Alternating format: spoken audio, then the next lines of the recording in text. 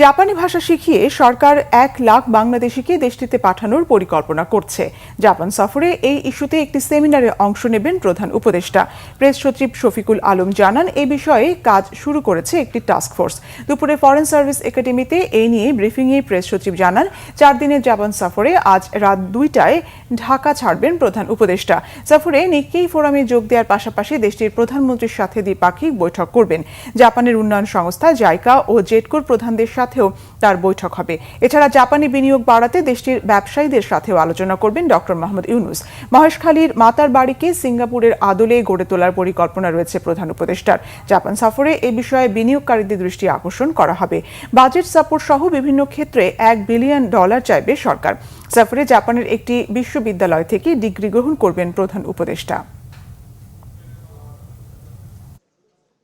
এই ফোরাম আছে যেখানে এশিয়ার টপ লিডাররা আসেন, সেখানে এক ধরনের কনক্লেভ হয়, সেখানে উনি কথা বলবেন এবং জাপানি প্রাইম মিনিস্টার শিগেরু ইসাবার সাথে ওনার বায়োলজিক্যাল মিটিং আছে।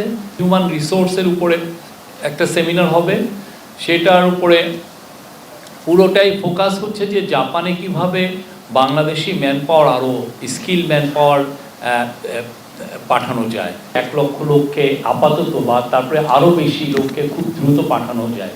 তো একটা বড় জায়গা আইডেন্টিফাই করা হয়েছে যে ল্যাঙ্গুয়েজ ট্রেনিং।